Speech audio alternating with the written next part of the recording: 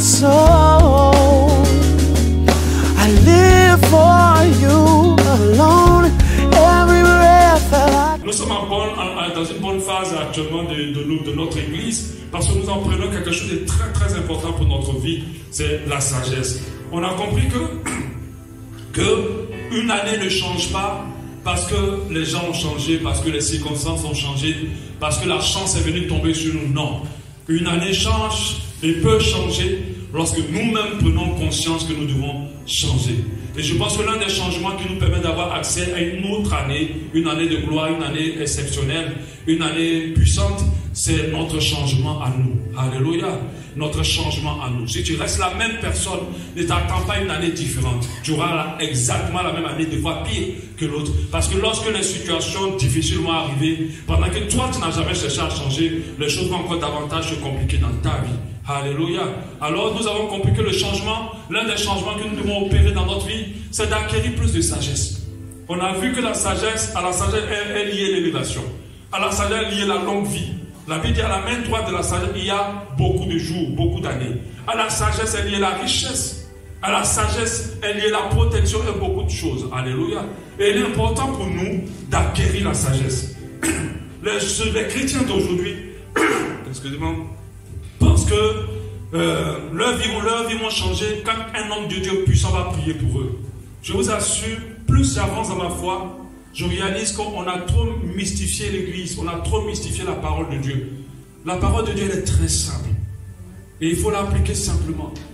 De fois, on pense que certaines choses nous arrivent parce que tel parent nous a maudit, nous a mis dans la bouteille, ou telle personne est venue dans notre maison ce jour-là, elle a dormi 3 jours. On est tellement dans la superstition qu'on rate l'essentiel en fait. Et qu'on ne comprend pas que notre vie dépend de nous, de comment nous nous comportons et les décisions que nous prenons. Et en quoi nous croyons. Si tu crois que le parent qui est passé chez toi a changé, a t'envoyé une malédiction, alors tu seras maudit. Parce que toute malédiction sans effet n'a aucune puissance sur toi. Donc même s'il vient faire toutes ces malédictions que toi tu ne crois pas qu'il est venu te maudire, rien ne t'arrivera. Si tu crois à la puissante protection de Dieu, peu importe ce qu'il aura fait, rien ne t'arrivera. Beaucoup de personnes pensent que leur problème c'est l'autre. Ou que la situation vient de l'autre. Mais c'est une grave erreur que beaucoup font. Tu es la principale source de l'état de ta vie. Tu es la principale cause de l'évolution de ta vie. Tu es. Même le diable n'a pas de puissance dans ta vie. Pour faire des choses dans ta vie, il a besoin d'autorisation.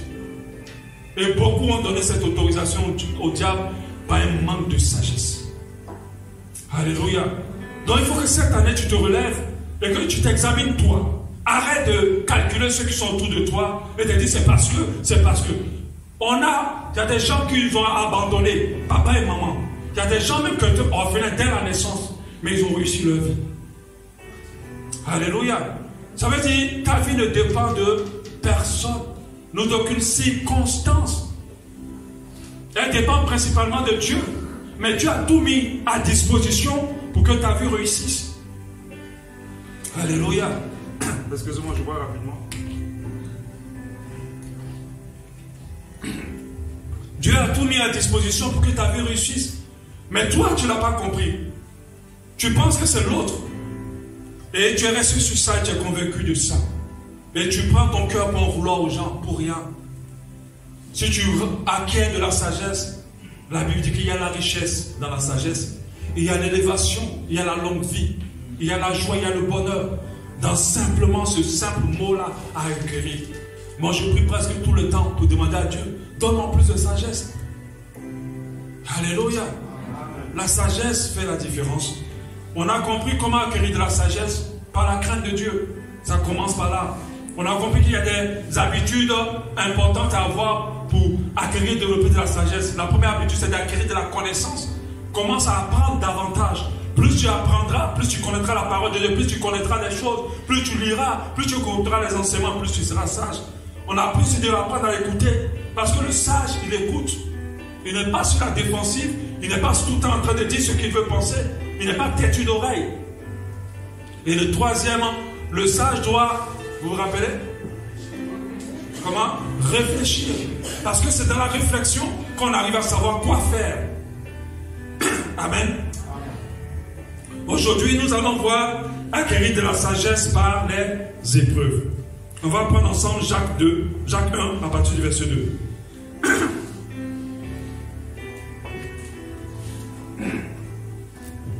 Jacques 1 à partir du verset 2. La parole de Dieu nous dit: mes frères, regardez comme un sujet de joie complète les différentes épreuves auxquelles vous pouvez être exposés. Amen. Sachant que l'épreuve de votre foi produit la patience, au verset 4, mais il faut que la patience accomplisse parfaitement son œuvre, afin que vous soyez parfaits et accomplis, sans faillir en rien. Au verset 5, si quelqu'un d'entre vous manque de sagesse, qu'il la demande à Dieu, qui donne à tous simplement, sans reproche, elle lui sera donnée. Quand on lit ce verset, on comprend que la Bible nous demande de nous réjouir des différentes épreuves qu'on vit. La Bible nous demande de nous réjouir des différents problèmes qui tombent sur nous, ou des difficultés dans lesquelles nous rentrons. Que ce soit les problèmes que nous-mêmes avons créés par notre manque de sagesse, ou que ce soit les problèmes que nous sommes pour rien. Peu importe le problème, la Bible dit de nous réjouir des différentes situations de problèmes et des situations de preuves qui tombent sur nous. La Bible dit, parce que les épreuves ont un objectif, c'est de nous rendre plus sages. Alléluia. Elle nous demande de voir comme pas un sujet de joie simplement, mais un sujet de joie complète. Les différentes épreuves que nous affrontons. Normalement, une épreuve n'est pas une partie de joie. Personne ne peut dire que quand il souffre, quand les problèmes lui tombent dessus, il est heureux. Personne. Quand on est éprouvé, au contraire, c'est des moments difficiles, c'est des moments compliqués. Mais Dieu te demande de regarder ces moments compliqués, difficiles, de stress et d'angoisse comme un sujet de joie complète. Comme un sujet de joie complète.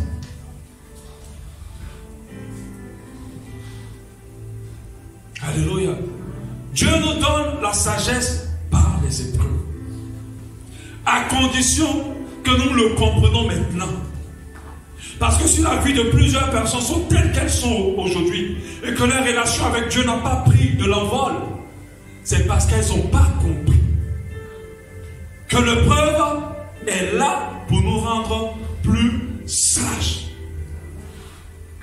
Et bien sûr, si ça nous rend plus sages, c'est que l'épreuve, par ricochet, est là pour nous rendre plus élevés, meilleurs, longue vie, tout ce que la sagesse apporte. Certaines personnes, par contre, vivent mal les épreuves.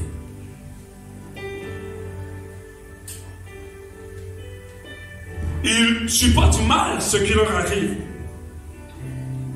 Ils ne comprennent pas pourquoi ça leur arrive. Deux fois, ils sont de mauvais poils. Ils ont des attitudes de rébellion. Ils n'ont pas le bon comportement. Ils deviennent irritables, nerveux. Ils sont difficiles à gérer. D'autres s'abandonnent et abandonnent tout. D'autres se découragent complètement et arrêtent tout ce qu'ils veulent faire ou tout ce qu'ils étaient en train de faire. D'autres passent le temps à pleurer. Mais c'est dommage parce que ce n'est pas le but pour lequel nous sommes éprouvés. Alléluia.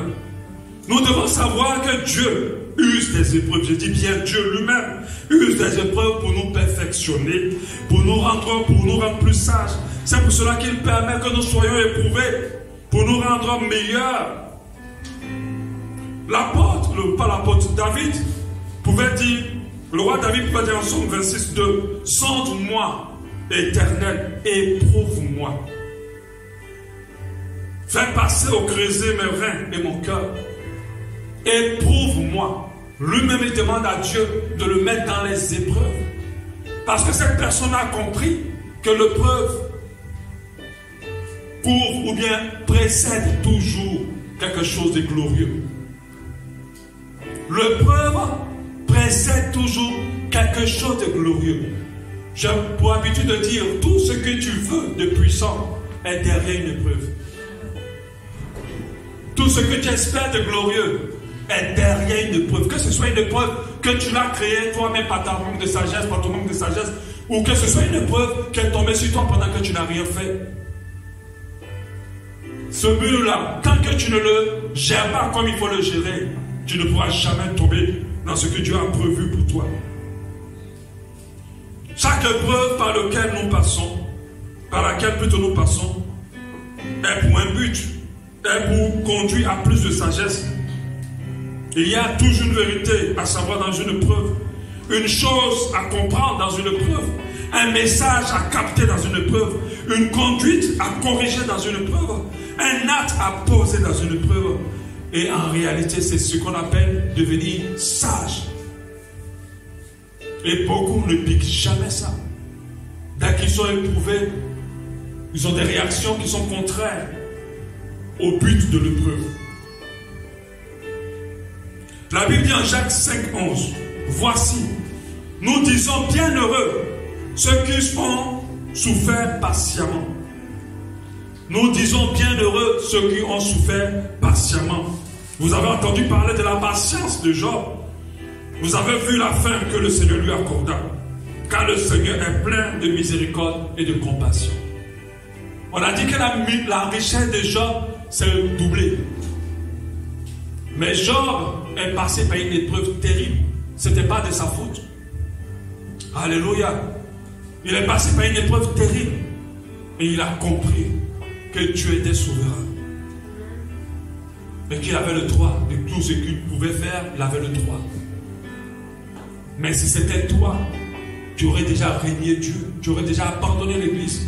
Combien de personnes nous avons perdu dans cette assemblée, quitté cette assemblée ou quitté la foi à cause des épreuves? Est-ce que vous lisez très bien la Bible? La Bible dit qu'on reçoit Jésus, on reçoit tout ce qu'il y a dans le monde, mais on reçoit aussi les épreuves. Alléluia. Est-ce que tu as bien lu la Bible? Parce que si tu avais lu, tu aurais compris que c'est là même que tu dois t'accrocher avec Dieu. Vous savez, ton amour pour quelqu'un va être prouvé lorsque tu es dans les difficultés. Ce n'est pas quand tout va bien que tu as dit Seigneur Jésus, je t'aime. C'est quand tout ne va pas bien aussi que tu puisses le dire aussi. Avant d'élever plusieurs personnages de la parole de Dieu, Dieu les a tous fait passer par une épreuve. Pas même des épreuves. Joseph n'est pas devenu le premier ministre d'Égypte. Alléluia. Comme ça du jour au lendemain. Il a été esclave, il a été en prison, il a été accusé injustement. Mais il y a des gens, il ne faut pas les accuser injustement. La haine qu'ils auront dans leur cœur, même le Saint-Esprit ne pourra pas l'enlever. Mais le Seigneur que tu suis là, on l'a dit, mais qui sert le diable, mon frère. C'est-à-dire, toutes les injures étaient gérables. Mais dis à Jésus, lui-même qui vient direct de Dieu, que c'est un serviteur du diable. C'est une grosse frustration. Mais lui s'en foutait. Il savait qui il était. Vous savez pourquoi des fois on est frustré quand on nous accuse injustement? C'est parce qu'on ne sait pas qui on est. On pense que c'est ce que les autres pensent qui nous définissent. Qui nous définit. Mais si tu veux te laisser définir par les gens, tu ne seras jamais personne. Et tu n'arriveras pas à être toi-même. Laisse-toi définir par le Saint-Esprit. Même pas par toi-même. Parce que des fois, nos regards sur nous-mêmes ne sont pas flatteurs. Laisse Dieu te dire qui tu es. Les hommes ne peuvent jamais t'accepter tous. Les hommes ne peuvent jamais te voir comme Dieu te voit. Dieu se sait qui tu es. Et laisse Dieu te parler. Parce que si tu n'écoutes pas Dieu, tu vas croire que tu es meilleur. Parce que les hommes te le disent. Mais nous savons que les hommes disent aux gens qui ont beaucoup d'argent qu'ils sont exceptionnels. Mais ils ne le sont pas devant Dieu. Pour certains d'entre eux. Si tu t'occupes des regards de Dieu, tu vas te rendre aussi que pendant que tu te dis que tu es rien, mais que Dieu trouve que tu es extraordinaire. Alléluia. David, c'est l'épreuve qu'il a préparé à être roi. C'est les épreuves qui l'ont préparé à être roi. Vous savez, quand il était berger, mon frère, il y a des épreuves que vaut mieux avoir. Mais les épreuves de David, là où tu marches et puis il y a un lion qui saute sur toi, moi je pense que cette épreuve-là vaut mieux pas. Alléluia. Ou bien une mousse qui sort des broussailles. Amen. C'est l'épreuve par laquelle il devait passer pour être roi. S'il n'était pas passé par là, il n'aurait pas pu tuer Goliath. Les épreuves te préparent au grand combat de ta vie. Ils vont te donner la sagesse qui va te permettre de gagner les combats de ta vie. David n'a pas combattu Goliath avec la force. C'était avec la sagesse. Parce que s'il avait fait un corps à corps avec Goliath, même s'il tuait des lions, Goliath allait lui montrer qu'il y avait l'eau dans le coco. Alléluia. Il a seulement compris que le front, il faut toucher là. Et c'est comme ça qu'il a tué. Mais il a compris comment. Avec les épreuves quand il était berger. Alléluia. Tu dois comprendre que certaines épreuves te préparent à ce pourquoi Dieu t'a appelé dans ce monde. Tu dois comprendre que les épreuves sont là pour te rendre plus sage. Les épreuves sont là pour te rendre meilleur. Les épreuves sont là pour te rendre plus intelligent. Pour que tu puisses comprendre cela. Regardez un passage de la Bible qui est bizarre quand même, mais qui est rempli de sens. Proverbe 7, 1 à 12. On ne va pas tout lire, on va lire quelques-uns. Je te conseille de le lire après. Proverbe chapitre 7, 1 à 12. Le verset 1 dit: une bonne réputation vaut mieux que le bon parfum. Et le jour de la mort que le jour de la naissance. C'est quand même paradoxal que le jour de la mort vaut mieux que le jour de la naissance. C'est l'inverse chez les hommes. Les hommes se réjouissent par contre au jour de la naissance et pleurent au jour de la mort. Mais la Bible dit qu'il faut se réjouir au jour de la mort qu'au jour de la naissance. Regarde ce qu'il dit au verset 2. Mieux vaut aller dans une maison de deuil que d'aller dans une maison de festin. Car c'est là la fin de tout homme. Et celui qui vit prend les choses à cœur. Il te dit, la maison de deuil te permet d'être plus sage. Parce que quand tu vois l'autre est mort comme ça devant tes yeux, tu réalises que toi, tu n'es rien. Et tu peux avoir une vie plus corrigée. Mais si tu passes ton temps dans les fêtes et les festins, un jour, la mort va te surprendre et tu ne seras pas prêt. Alléluia. Mieux vaut aller dans le deuil que d'aller. Je n'ai pas dit d'aller dans tous les deuils de ta famille, mais c'est une question de dire, vaut mieux que tu sois dans le moment difficile que dans le moment de bonheur. Parce que les moments de bonheur vont des fois te tromper. Des fois, vous voyez certaines personnes, ou certaines personnes qui ont presque tout, vous voyez que leur intelligence, leur sagesse est fermée. Elles ne comprennent pas les choses basiques de la vie. Elles ont presque l'impression qu'elles sont plus humaines. Elles ont presque l'impression que leur vie est dans leurs mains. Mais celui qui a souffert sait qui est un homme. Il sait c'est quoi un homme. Et il sait qu'il doit vivre dans l'humilité. Il doit vivre dans la sagesse. Alléluia. Mieux vaut le chagrin que le rire. Car avec le visage triste, le cœur peut être content. Mieux vaut que lui ou elle te plaque aujourd'hui, que tu aies le chagrin dans ton cœur, que tu souffres, que demain ta vie soit détruite à jamais. Il y a beaucoup de choses qui t'arrivent aujourd'hui qui sont faites pour te préparer pour des grandes choses demain. Qui sont faites pour te rendre plus sage pour les combats de demain. Si tu ne les comprends pas aujourd'hui, tu vas rater les grandes choses demain. Tu vas rater les grandes choses. Mieux vaut entendre la réprimande d'un sage que d'entendre les chants des insensés. Ça, c'est pour les gens qui n'aiment pas qu'on les reprenne. Ils aiment toujours les éloges. Ils aiment toujours qu'on leur dise du bien. Ils aiment toujours qu'on dise du bien d'eux. Dès qu'on les reprend, ça, ils ne veulent pas. Ils aiment la partie où ils disent, ouais, tu es bien, tu es une bonne personne, tu travailles bien, tu es gentil, tu es bien, vraiment. Si tu n'étais pas dans ma vie, vraiment. Ça, ils aiment cette partie. Même moi, en tant que pasteur, j'accepte qu'un membre vient, je n'ai pas dit, de venir me manquer de respect, mais qu'un membre vient, me dit, pasteur, là, je ne suis pas d'accord avec cette chose. Des fois, ça te fait un peu mal d'être pasteur, puis tu n'as pas perçu ça. Des fois, la personne te parle, puis tu te rends compte que c'est Dieu qui lui a parlé. Mais ça m'aide à me corriger, à être plus sage. Parce que tout homme connaît en partie. Personne n'a la sagesse refuse. Personne n'a au-dessus de quiconque. Quand la Bible précise que Dieu parle tantôt du mal, tantôt d'une autre, il peut utiliser n'importe qui et n'importe quoi pour nous parler. Mais il y a des gens, ils n'aiment pas la partie de la réprimande. Ils n'aiment pas cet épisode-là. Et c'est comme ça qu'ils ratent des choses importantes. Continuez à lire le verset. Au verset 14, il dit, au jour du bonheur, sois heureux. Et au jour du malheur, réfléchis. Au jour du bonheur, sois heureux. Mais au jour du malheur, réfléchis. Dieu a fait l'un comme l'autre, afin que l'homme ne découvre en rien ce qui sera après lui. Au jour du malheur, réfléchis. Pour nous faire comprendre que dans l'épreuve, Dieu a quelque chose pour toi. Dieu a une information pour toi. Il a un message pour toi. Il a une décision que tu dois prendre. Il a une habitude que tu dois changer. Il y a un réflexe que tu dois revoir. Le sac, il faut que tu le comprennes. Plusieurs prennent le peur pour se retirer. Et là, il y a un problème. On va voir ensemble comment réagir face aux épreuves pour qu'elles nous conduisent à la sagesse. Comment réagir face aux épreuves pour en tirer le meilleur de ces épreuves-là. Comprendre le message qui sont à l'intérieur. Alléluia. 1.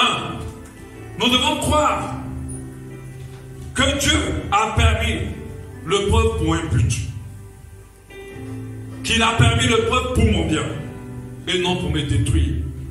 Sachez que toute épreuve qui vous arrive, c'est Dieu qui la permet. Toute épreuve qui vous arrive, c'est Dieu qui le permet.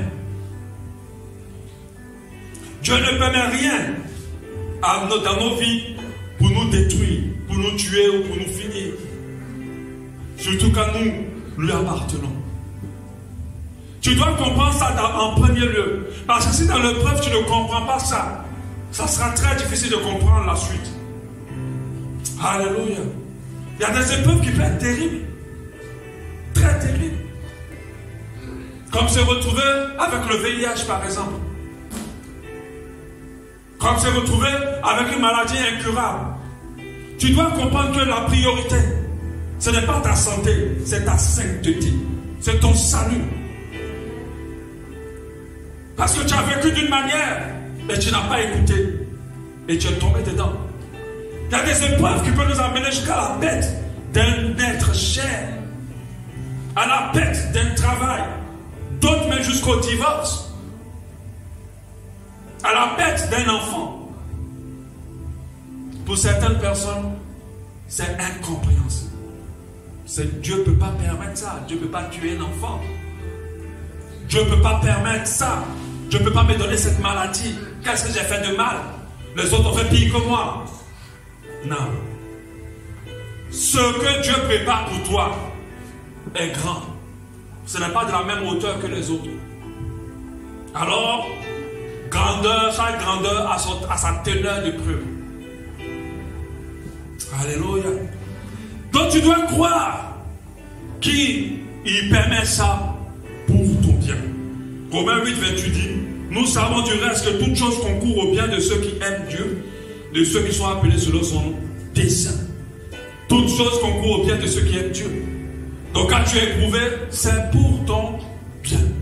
Quand tu le comprends, parce que quand tu ne le réalises pas, quand tu as comme l'impression, parce que d'autres ont comme l'impression que notre Dieu est assis sur le trône avec une chicotte. Il voit Dieu seulement celui qui punit tout le monde. Faites attention. Dieu n'est pas susceptible. Dieu n'est pas émotif. Dieu n'est pas de gens qui agissent du truc au tac. Quand il te met dans une épreuve, il a mûrement réfléchi à ce qu'il permet dans ta vie. Il a pris tout le temps de voir tous les contours pour qu'à la fin, ça soit pour ton bien. Mais à condition que toi, tu comprennes cela. Parce que si tu n'as pas compris, une preuve que Dieu a mené pour ton bien, ça va te détruire. Ça va t'enfoncer davantage. Parce que toi, tu n'as pas capté que c'était pour ton bien. 2. Croire que Dieu est avec nous dans l'épreuve. Il n'est pas loin. Il nous sécurise. Il nous garde dans l'épreuve. Quand on a vu les amis, les frères de Daniel qui ont été jetés dans le feu, c'est sûr qu'il s'est dit, mais Seigneur, on est venu proclamer ton nom, mais comment tu peux permettre qu'on nous fasse ça? C'est ce que Jésus a dit. Je suis venu pour te servir, proclamer que ton royaume existe. Comment tu peux permettre cela? Il n'a pas dit cela, mais il aurait pu dire. C'est ce que Joseph a dit, mais Seigneur, j'ai servi cet homme avec justice. Je sais que beaucoup d'entre vous, si c'était à la place de Joseph, ils n'allaient pas croire que Dieu était avec eux. Aujourd'hui, le monde a une compréhension, et c'est une mauvaise compréhension. Ils se disent, quand Dieu est avec toi, tout va bien. C'est faux. Alléluia. Tout peut aller mal, et il est avec toi quand même. Et c'est ce qui fait que les gens, quand ça va mal, ils cherchent Dieu. Non, ne le cherche pas, il est déjà là. Il est avec toi, malgré qu'il est. Tu es en train de souffrir et que tout est en train de se casser autour de toi. Alléluia. Il est quand même avec toi. Et la preuve, nous avons vu la partie de la barque. Il n'était pas loin. Il était couché dedans, il dormait. Mais nous savons qu'il ne dormait pas. Alléluia. Il était couché dedans. Et beaucoup paniquent dans l'épreuve. Beaucoup se sentent seuls et abandonnés. Beaucoup pensent que Dieu les a quittés. Mais Dieu ne t'a pas quitté. Il est avec toi. Il est avec toi pendant qu'on est en train de t'attraper, te mettre les menottes pour t'emmener en prison pendant que tu n'as rien fait. Il t'accompagne jusqu'à la prison. Mais il sait que quand tu comprendras pourquoi il t'amène là-bas, quand il te sortira, tu ne peux pas retourner à la même position dans laquelle tu étais. Il va te mener à un autre niveau. Mais beaucoup ne comprennent pas ça. Ils ne réalisent pas que notre Dieu nous aime trop pour seulement nous sanctionner pour rien. Alléluia. Et nous savons dans l'éducation de nos enfants, quand des fois on les empêche de faire, on les sanctionne, on sait que c'est pour qu'ils demain ils soient meilleurs et qu'ils soient sages. Les disciples ont paniqué, ils sont allés le réveiller, mais il était dans la barque. Il a suffi seulement qu'il se lève au moment convenable. C'est pas que Jésus ne savait pas qu'il y avait ça. Il savait même avant même de monter dans la barque qu'il aurait eu ces problèmes. Mais il avait besoin d'enseigner ses disciples sur la foi. Il avait besoin de leur faire comprendre que vous n'avez pas forcément besoin de me réveiller. Vous aurez pu. On a vu quand il les a relâchés. C'était des disciples redoutables. Ils ont fait même des miracles même que Jésus n'a pas fait. Il y avait un même, son nom guérissait les malades. Jésus, son nom ne guérissait pas. On n'a pas vu dans la Bible où son nom guérissait les malades. Mais parmi ces disciples, il y a un. Quand il passait sur quand l'homme passait sur toi, tu guérissais. Il fallait que Dieu élève leur niveau de foi. C'est pour ça qu'il les a passés par cette épreuve-là et par plusieurs autres épreuves. Alléluia. Donc tu dois croire. Tu dois croire qu'il est avec toi. Ne crois pas seulement que Dieu est avec toi quand ça marche. Mais quand ça ne marche pas et que c'est dur, sache qu'il ne te laissera pas. Dieu n'est pas quelqu'un de frustrable. On ne peut pas frustrer Dieu. Peu importe ce qu'il a fait, tu fais. Il est là. C'est toi qui t'éloignes de lui. Lui ne bouge pas de sa position avec toi. C'est toi qui le quittes. Et quand maintenant tu es en paix, tu reviens. Mais sinon, lui, il est toujours là où vous êtes rencontrés. Alléluia. En toi, crois que Dieu a permis dans cette épreuve un moyen d'en sortir. Il permet toujours dans ce que tu vis de difficile un moyen d'en sortir. Perdre un enfant, c'est dur. Mais sache que Dieu a trouvé un moyen de te consoler, de t'apaiser complètement. Mais si tu restes à faire le deuil d'un enfant toute ta vie, tu ne vas pas comprendre que Dieu a permis que tu perdes un enfant pour t'amener dans une dimension. Cet enfant-là, il est avec le Seigneur et Dieu l'a récupéré. Perdre un emploi, c'est pareil. Dieu l'a permis pour quelque chose. Certainement, il veut te donner un emploi meilleur. Il veut t'amener dans une autre dimension de richesse. Alléluia. Comprends-le, comprends qu'il a déjà permis un moyen d'en sortir. Quand il mettait Joseph en prison, il avait permis que Joseph sortisse. Il avait prévu que Joseph sortira d'une manière glorieuse de la prison. Il avait permis il avait prévu. Quand il a jeté Joseph dans le trou, il avait permis que Joseph sortira de ce trou-là. Parce que normalement, il était censé mourir dans ce trou. Il avait prévu. Je ne sais pas ce que tu vis, mais sache que Dieu a déjà créé la porte pour sortir de là. Je ne sais pas dans quoi tu es, mais Dieu a déjà créé la porte. C'est un Dieu qui crée la maladie, puis il a déjà l'antidote. Mais il a besoin que tu passes par là, parce qu'il veut te rendre plus sage. Alléluia. La Bible dit, moi je n'ai aucune tentation, mais je sais que le diable tente, Dieu éprouve. Amen. Donc je vais remplacer par aucune épreuve. Aucune épreuve ne vous est survenue qui n'a été humaine. Et Dieu, qui est fidèle, ne permettra pas ce que vous soyez éprouvés au-delà de vos forces. Mais avec l'épreuve, il préparera tout aussi le moyen d'en sortir, afin que vous puissiez la supporter. Et c'est là que beaucoup pêchent, c'est là que beaucoup ratent, c'est là que beaucoup ne comprennent pas. C'est là que beaucoup n'avancent pas. Ils sont d'année en année au même niveau. Alléluia. D'année en année. Ils ne comprennent pas pourquoi Dieu permet ça. Vous savez, personne n'est assez juste pour mériter la grâce de Dieu. Personne. Personne n'est assez juste pour mériter la bénédiction de Dieu, ni même la protection de Dieu. Tout ce que nous avons de Dieu est par pure grâce. Nous ne méritons rien par tous nos efforts. Parce que si Dieu voulait vraiment compter nos péchés et puis donner à chacun selon ce qu'il mérite vraiment, personne n'aurait eu quelque chose. Alléluia. Donc comprenons qu'il a permis un moyen d'en sortir. Il a déjà créé la porte. Il a déjà permis la fin de ta situation. Il va te sortir de là. Crois-le dans l'épreuve et tu deviendras plus sage à la sortie de cette épreuve-là. 4. En 4, tu dois comprendre que ce n'est pas le moment pour toi de te mettre en colère contre Dieu. Ce n'est pas le moment pour toi de te mettre en colère contre quiconque. Parce qu'il y a des gens, quand ils sont éprouvés, ils deviennent mauvais, méchants. Ils deviennent irritables. Ils deviennent ingérables. Ils commencent à détruire les gens, leurs proches. Ils commencent à en vouloir à Dieu. D'autres vont se réfugier dans l'alcool. D'autres vont se réfugier dans les mauvaises habitudes. Il y a des gens qui se consolent quand ils sont éprouvés avec le péché. Ils se rebellent contre les autorités. Ils en veulent au monde entier. C'est une grave heureuse dans l'épreuve. Regardez Job, ce qu'il a vécu. Perd tous tes enfants en une journée. Perd tous tes biens en presque la même période.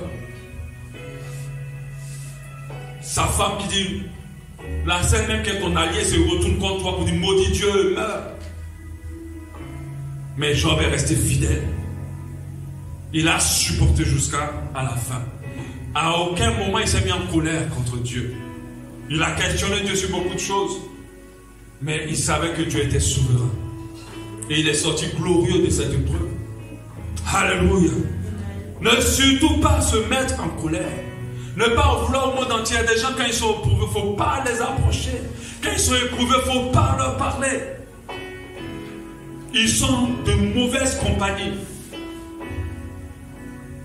Même quand ils disent par la bouche qu'ils croient toujours en Dieu et qu'ils servent dans l'église ou qu'ils font les choses de l'église, au fond d'eux, ils en veulent à Dieu et ils ne comprennent pas. Surtout pas, ne rentre pas dans la colère. En 5, tu dois savoir que tu es uni avec Christ pour sa gloire, mais aussi dans les souffrances. Jésus que tu suis là, il a souffert. Les épées qu'il a vécues là, je ne sais pas si tu peux vivre le cas. Quand on dit quelqu'un est sur une montagne et puis sa sueur devient du sang, imagine l'oppression. Il a pris tout le péché du monde entier. Pas seulement le péché passé, mais les péchés à venir. Nos péchés ont été déjà pris à la croix, pendant qu'on est né après le sacrifice.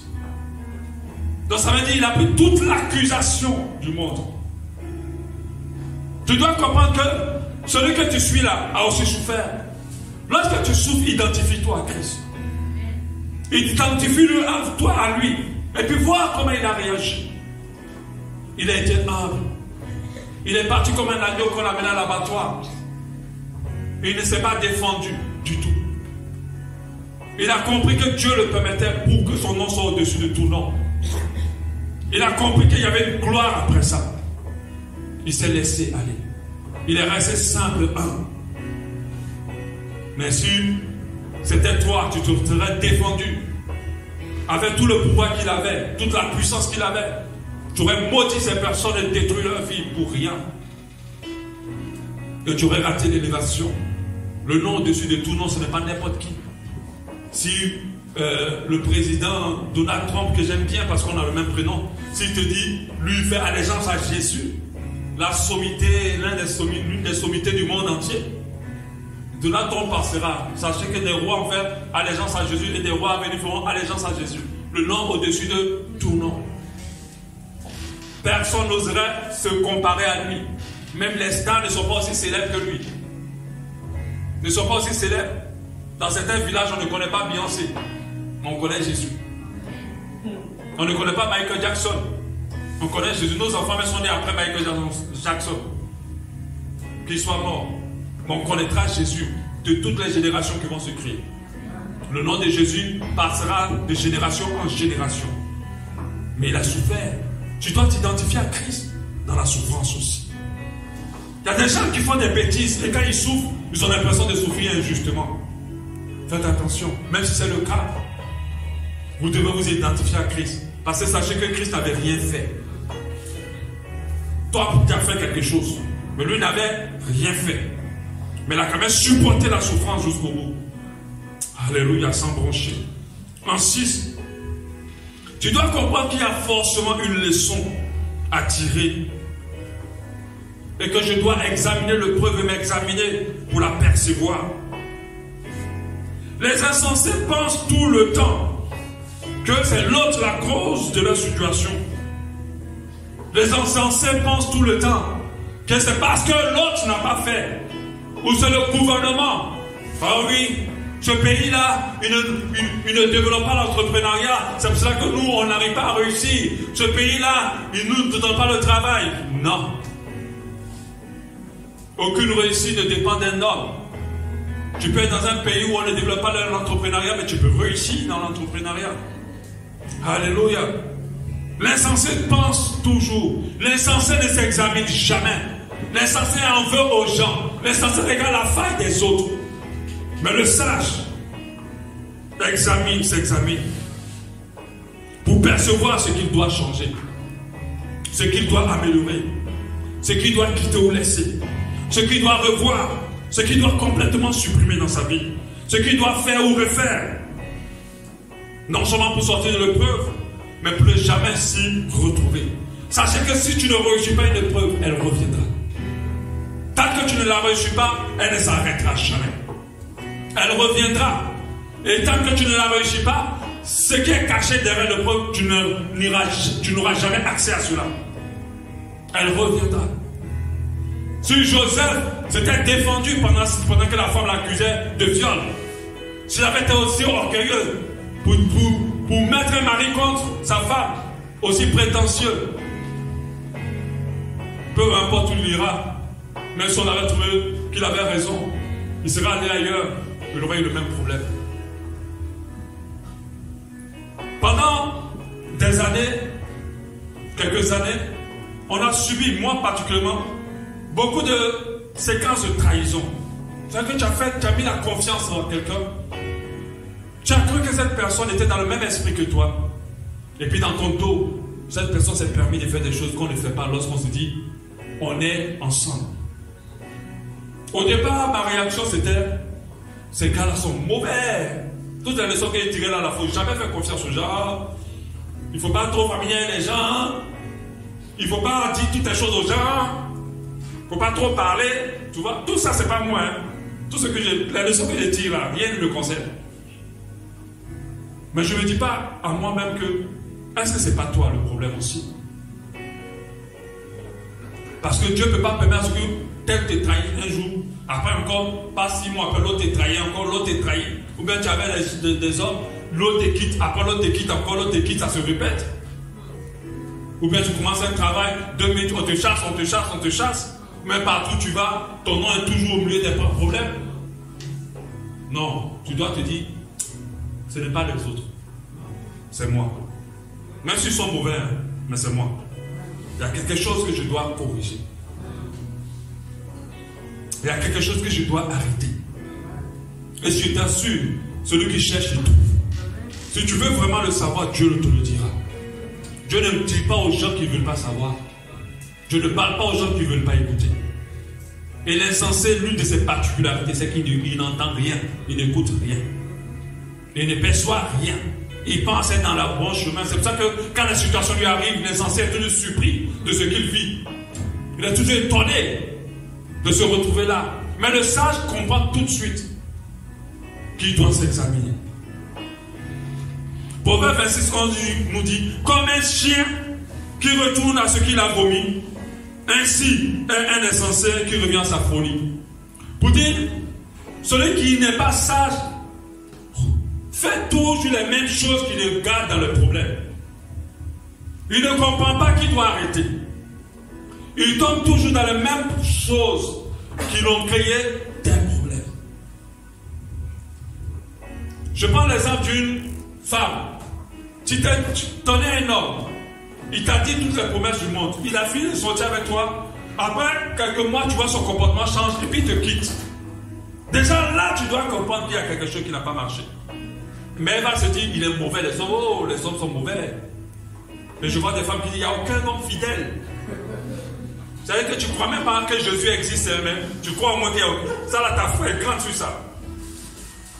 Il n'y a aucun homme fidèle. Ça c'est faux. Mais Jésus est Seigneur, ça c'est vrai. Mais ça, tu ne crois pas ça. Mais là, tu es sûr qu'il n'y a aucun homme fidèle. Mais tu ne te dis pas que c'est toi-même. Quel est le comportement que tu as eu? Parce que je t'assure qu'aucune trahison ne va t'arriver sans que Dieu ne t'ait donné des signaux. Il va te dire des petites choses que tu n'as pas tenu compte. Et tu dois comprendre que la prochaine relation, il faut revoir ta manière d'être. Et tu vas voir que ça va être différent. S'il est un bandit, il partira. S'il est un véritable, il restera. Alléluia. Donc on doit tirer des leçons de tout ce que nous vivons. Mais il y a des gens, tu as l'impression qu'ils sont... Tu as envie même toi-même de les frapper, quoi. Parce que ils vont venir se plaindre pour les mêmes problèmes, mais c'est eux-mêmes qui créent toute l'atmosphère qu'il faut pour que le problème se répète. C'est eux-mêmes qui vont là-bas. Ils peuvent venir se plaindre de quelque chose, mais après c'est eux-mêmes qui vont créer toutes les conditions pour que la chose reprenne. Ça, c'est les insensés. Le sage sait qu'à chaque fois qu'il y a un problème, non seulement la sagesse doit m'amener à m'examiner. Qu'est-ce que je n'ai pas su faire? Je t'assure que si tu commences à apprendre à t'examiner toi-même, il y a beaucoup de choses qui vont se positionner dans ta vie. Il y a plusieurs épreuves qui vont rapidement partir. Et tu vas devenir de plus en plus sage. Alléluia. Le 7e, bien sûr, c'est de connaître la leçon, de capter le message, de comprendre la vérité qui est à l'intérieur de l'épreuve. Mais le 6e, retenir l'épreuve. Parce que l'insensé l'oublie. L'insensé n'en fait pas cas. Et il se retrouve à reprendre. Appliquer cette leçon dans notre vie. Parce que Dieu ne te passera jamais à la suite tant que tu n'as pas réussi ça. Dieu ne passera jamais à la suite tant que tu n'as pas réussi. Proverbe 10, 17 dit, celui qui se souvient de la correction prend le chemin de la vie. Mais celui qui oublie la réprimande s'égare. Celui qui oublie pourquoi il est arrivé là s'égare. Mon frère, ma soeur, il y a des choses qui t'ont créé des problèmes. Mais tu as encore allé les refaire. La Bible dit tu vas te perdre, tu vas perdre ta sagesse, tu vas pas être sage et tu seras qualifié d'insensé. On sait qu'il n'y a pas de réussite, il n'y a pas de bénédiction, il n'y a pas d'élévation, il n'y a pas de longue vie dans le comportement d'un insensé. Si tu commences à appliquer cela, tu vas comprendre. Et le dernier, le 8e, écoutez les conseils des sages. Vous savez, il y a beaucoup de personnes que Dieu va vous amener pour parler dans l'épreuve. Écoutez-les. Soit ces personnes-là sont déjà passées par cette épreuve, elles ont compris la leçon qu'il faut en tirer pour que toi, tu gagnes du temps. Soit ces personnes ont des années de vie, elles ont de l'expérience. Aujourd'hui, quand la Bible nous demande d'écouter nos parents, c'est pas pour rien, c'est parce qu'ils sont passés par ce par quoi nous passons. Il n'y a rien de nouveau dans le monde, mon frère. Tout ce que tu vis là, quelqu'un l'a déjà vécu. Quelqu'un a déjà passé par là. Mais si ton papa païen te dit, ce monsieur-là, j'ai pas confiance. Sois prudente. Ma soeur, écoute-le. Parce qu'il n'y a pas de spiritualité dans la fin de cœur. Il n'y a pas une question de Dieu m'a montré, Dieu m'a dit. C'est là que dans les palais de justice, les chrétiens sont nombreux à divorcer là-bas. Parce qu'ils se sont mariés, si Dieu m'a montré, Dieu m'a dit. Ah non, non, non. C'est pas ça qui met un couple ensemble. Hein? Quel est son comportement? Quel est son degré d'humilité? Alléluia. Quel est son degré de sagesse? Donc chaque fois on a plein de divorces dans les palais de justice. Parce que les gens sont remariés par révélation. Oui, c'est vrai, Dieu doit attester ton choix. Mais non, après laisse le fait que Dieu a dit. Regarde la personne. Examine son niveau d'humilité. Examine sa teneur d'amour. Sa teneur d'amour pour toi. Examine tout. Le sage ou la sage va regarder ça. Alléluia. C'est pour ça qu'il faut qu'on écoute. Dans l'épreuve, il faut tendre l'oreille. Quand Dieu t'amène quelqu'un qui ne cherche pas à te dire les choses que tu veux entendre et qui commence à te dire les choses qui vont t'aider à te corriger, vas-y, écoute. Parce que l'insensé, non. Beaucoup de personnes, quand ils viennent devant toi, et moi j'ai été victime tellement de ça, parce que je suis de nature très crédule en fait. Je crois aux gens. En fait, je ne crois pas que les gens peuvent être mauvais et ça me crée trop de problèmes. Mais je pense que c'est une leçon. C'est quelque chose que je dois corriger à moi. Je crois trop aux gens. Mais si tu veux me raconter des choses, je vais te croire. Parce que beaucoup, quand ils viennent demander le conseil, ils ne disent pas tout le contexte de la situation. Ils vont te parler en comment les parties, ou eux-mêmes ils savent qu'ils n'ont pas bien fait la partie là. Ils vont gommer, puis ils vont te rencontrer ça avec un esprit. Ils te mettent dans une disposition déjà. Et des fois, moi je tombe dans le piège, je dis, ah bon, hein, c'est ça, oh là là là. Mais la personne n'avait pas dit, oh en fait, ce que j'ai compris, il faut toujours écouter les deux parties. Ça te permet de savoir vraiment ce qui se passe. Mais en même temps, quand toi-même tu viens déjà conditionner ton conseiller comme ça, tu vas entendre quoi d'autre? Si ce n'est qu'il va parler dans le sens que tu veux entendre. Il ne va pas t'aider. Et l'insensé, c'est comme ça. Il cherche toujours à avoir raison. Pendant que Dieu s'en fout de la raison. Il cherche l'humilité. Et il cherche ton bien. Alléluia. Donc, tu dois tendre l'oreille au conseiller. Peu importe le type de conseiller. Tu dois essayer de capter la voix de Dieu en ce conseiller. Il peut être même un non converti. Mais il va te donner une parole de sagesse qui va t'aider. La sagesse, il y a aussi de la sagesse dans le monde. Sauf que ce n'est pas forcément la sagesse d'en haut, mais il y a aussi de la sagesse. Le monde a compris des choses. Aujourd'hui, il y a des choses de coaching, comme on dit, le développement personnel. C'est vrai qu'on n'enseigne pas beaucoup dans l'église, mais sachez que beaucoup, les fondements du développement personnel sont bibliques. Même s'il y a un bémol dans le développement personnel. Le bémol, c'est de se développer pour être soi-même. Parce que nous développons pour être ressemblés à Christ. C'est ça le bémol dans le développement personnel. Mais leur petite sagesse-là a changé la vie de beaucoup de personnes. Il y a des gens, leurs vies ont changé. Leurs mariages se sont stabilisés. Leurs vies sont rentrées dans l'épanouissement juste avec le développement personnel. Mais imaginez lorsqu'on a encore la parole de Dieu. La parole de Dieu qui non seulement applique toutes les règles du développement personnel, mais qui est bien au-delà de cela. Parce que ceux qui se développent personnel n'ont pas, de manière personnelle, n'ont pas le Saint-Esprit qui nous amène dans une dimension que nous, on ne peut pas atteindre. Alléluia. Donc il faut écouter. Quand on te parle, écoute. Si tu veux vivre ta vie sans écoute, si tu veux vivre ta vie selon comme tu le sens, mon frère, je n'ai pas besoin de prophétie. Elle n'ira nulle part. Ce monde-là a des principes que Dieu lui-même il a établis.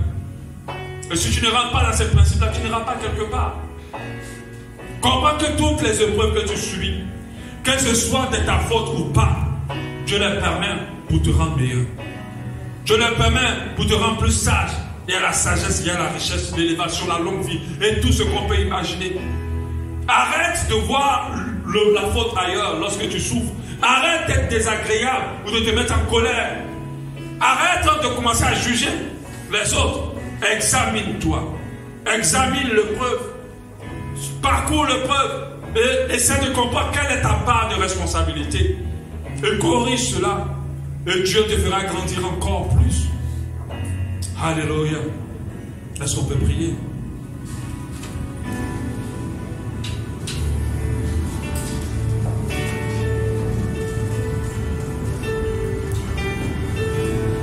Parle au Seigneur.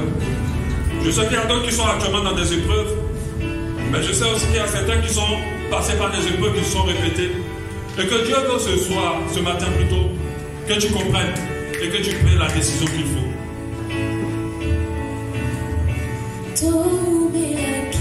Parle à ton Dieu.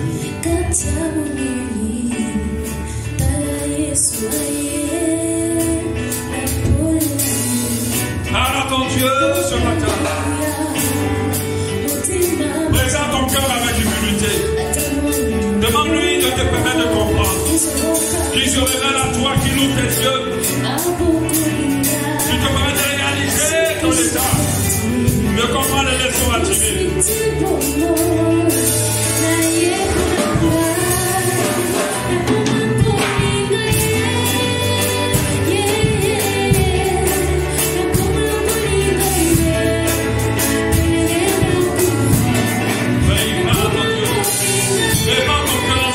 Devant le Seigneur, prépare ton cœur devant ce matin, avec humilité.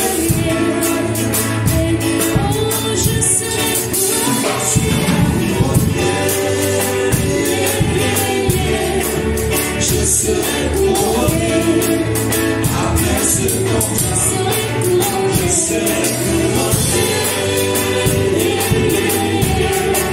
Je serai couronné après ce combat.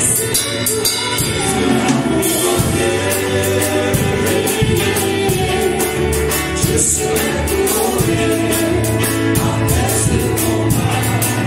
Je serai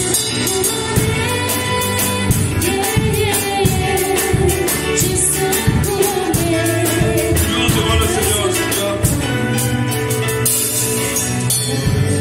Il y a une couronne après chaque combat.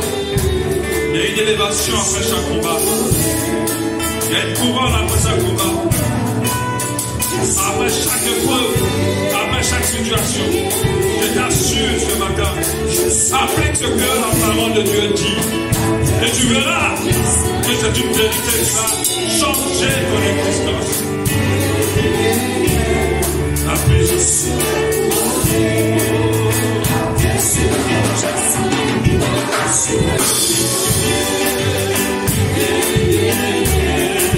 je serai couronné après ce combat.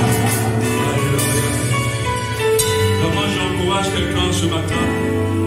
J'encourage vraiment quelqu'un ce matin à pouvoir vraiment s'abandonner à cette parole qu'il a entendue.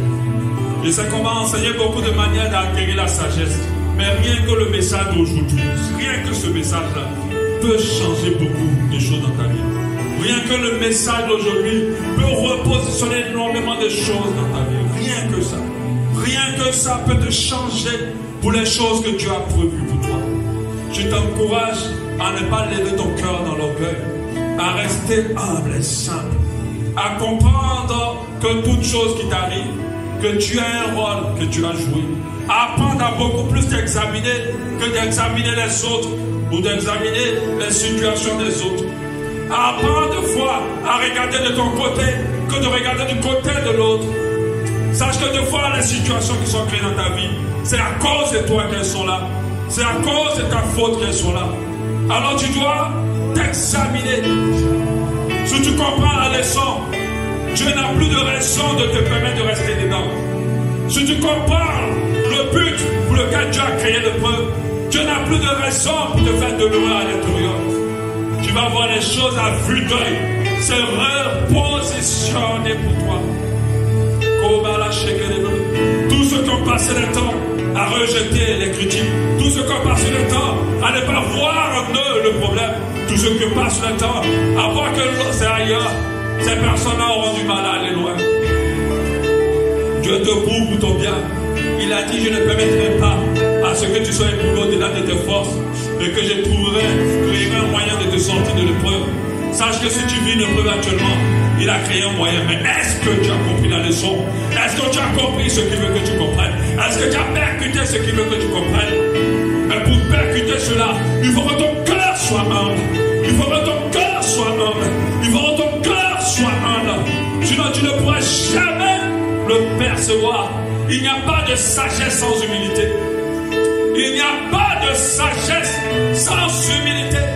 Ce n'est pas possible dans aucune des vies. Alléluia. Merci Seigneur quand tu nous aides. Vraiment pardonne-nous pour nos fautes. Pardonne-nous d'avoir insisté dans nos bêtises de foi. Accorde-nous ta grâce ce matin. Aide-nous à comprendre. Donne-nous la force à se corriger, à nous repositionner pour les choses qui t'honorent, qui te glorifient. Seigneur, pardonne-nous d'avoir douté de toi. Pardonne-nous des fois de t'avoir voulu, de n'avoir pas compris pourquoi tu nous mettais dans ça. Nous te rendons grâce.